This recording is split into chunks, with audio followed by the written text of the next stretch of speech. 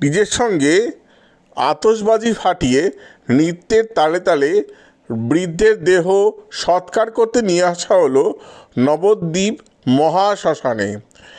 এক অভিনব দৃশ্যের সাক্ষী রইল পূর্ব বর্ধমানের মন্তেশ্বর থেকে আসা চৈতন্যভূমি নবদ্বীপবাসী।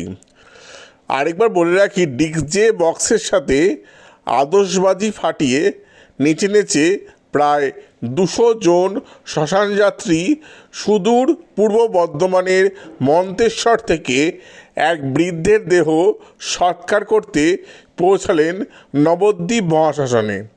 এমনই এক অভিনব দৃশ্যের সাক্ষী হলো নবদ্বীপ মহাশ্মশানে আসা শত শত শ্মশানযাত্রী।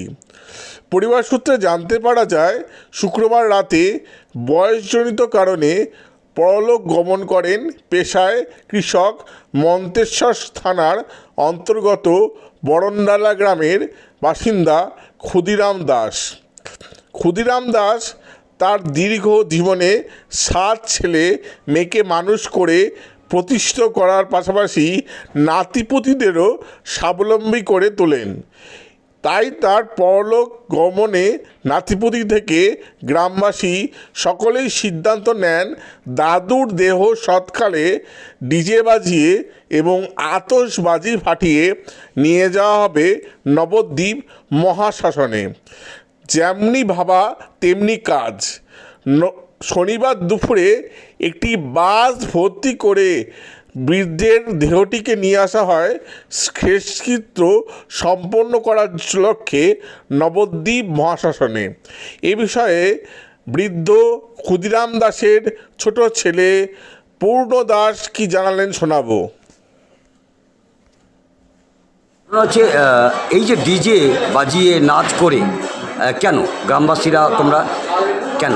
গ্রামবাসীরা বলতে কি, বাবার যথেষ্ট বয়স হয়েছে, বাবার 7টা ছেলে মেয়ে।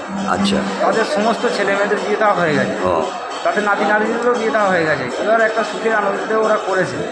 এবার আমার যেইটুকুনি কর্তব্য আমি সেইটুকুনি করেছি। এই মাইকের বা ডিজের আয়োজন কারা করেছে, তোমরা না গ্রামবাসী? নাতিরা করেছে। নাতিরা করেছে। নাতিরা গ্রাম সকল মিলে সহযোগিতা আছে। কেন এটা তো একটা অভিনব মারা গেলে শোকের আবহাওয়া হয়, এটা আনন্দের একটা পরিবেশ দেখতে পাচ্ছি ডিজে বাজিয়ে। পরিবেশ বলতে শুধু ওই কারণটাই যে না, তার নাতি নাতনি পূর্বপুরুষ সে যেগুলো যা ছিল তার সবাইকার, সে তো মারা গেছে, সব কিছু করে যথেষ্ট করেছে, খেটেছে, অল্প বয়স থেকে খেটেছে, করেছে, আমাদের জন্য কিছু করে দিয়ে গেছে। আচ্ছা, এই কারণে 7টা ছেলে মেয়ের বিয়ে ভালো জায়গা। তোমার বাবার নাম? বাবার নাম ক্ষুদিরাম দাস। ক্ষুদিরাম দাস, তাই তো? আর বাড়ি? বাড়ি বরণডালা, মন্তেশ্বর থানা, মন্তেশ্বর, পূর্ব বর্ধমান। হ্যাঁ, পূর্ব বর্ধমান। আর তুমি ছেলে? আমি ছোট ছেলে। তোমার নাম? আমার নাম পূর্ণ দাস।